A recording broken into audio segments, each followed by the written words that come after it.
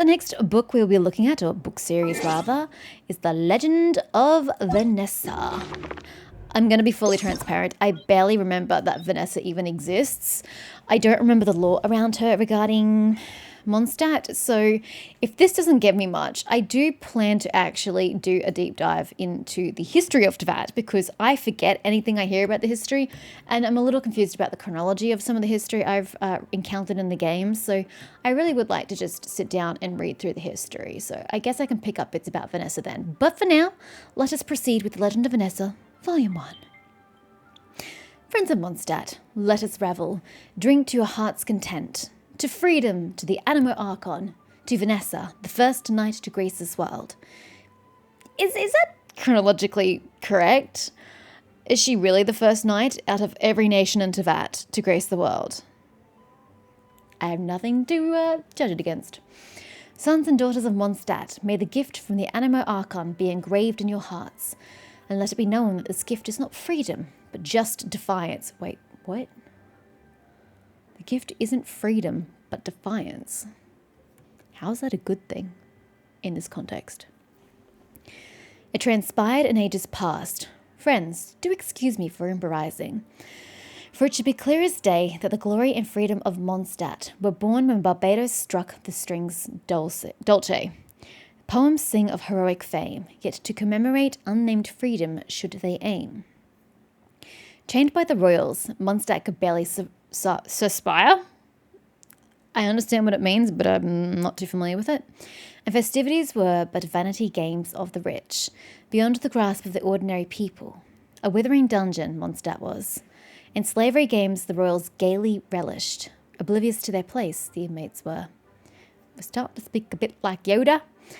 A fiery-headed dame... Oh, did I know she had red hair? If I did, I've completely forgotten. A fiery-headed dame confined to a cell. From the southern plains she did hail. There are plains in Mondstadt? I don't have any plains. No, I mean, there's Windrise. I don't really call it a plain, but it's the flattest land that's there.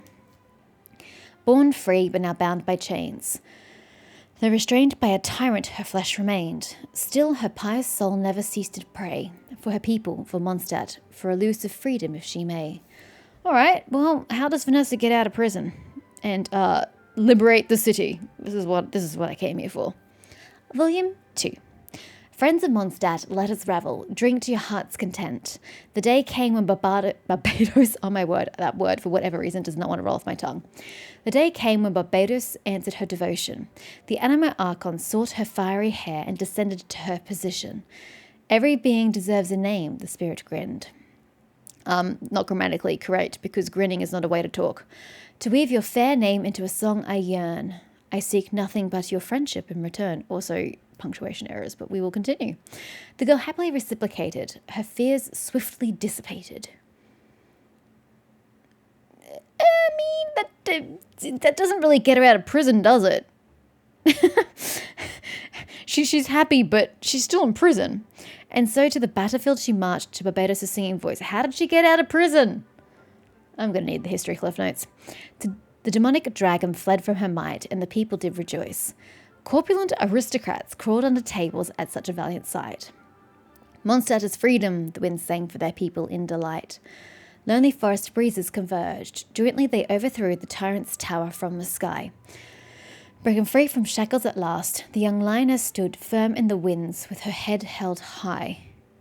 I'm assuming these particular shackles are metaphorical, considering she already broke free of said shackles to go to battle, so yeah. And so the fiery-headed dame, oh my god, how many times must you emphasize the colour of her hair? I'm sure she had other redeeming features. What colour were her eyes? And so the fiery-headed dame won herself prestigious fame. Her heart swelled with appreciation to sing by the Animo Archon's side. But no words of gratitude should she utter, Barbados replied. You first conducted what now transpires in your song. You have entrusted me with your friendship and your name. To praise your freedom, my songs came. Friends, let us drink some more, for thence flows the freedom of Mondstadt. When days become nights and faces fill with despair, never forget the heroic tales of Vennessa, the dame with the flaming hair. Never cease to pursue freedom, even when the land is bare. Yeah, look, as far as a poem goes, it's pretty terrible. It doesn't even have consistent syncopation. It doesn't have consistent line length. The rhyming is inconsistent as well. So could have done a much better job of translating into an actual poem. But I also protest to the fact that it doesn't even tell us anything. I guess it focuses on the Archon angle, which cool. But I wanted to see more of a history or even a heroic tale to it. We don't really get much information about how she got out of prison. We don't really get any information about how she won other than the dragon turned and went in the opposite direction. I want more information in my poem. I want it to contain more exposition than it does. Is that too much to ask? I want a poem that gives me exposition. That well. Either way, it was fine. I'd probably give it a 1 out of 5. It wasn't my favorite attempt at poetry, let's just say.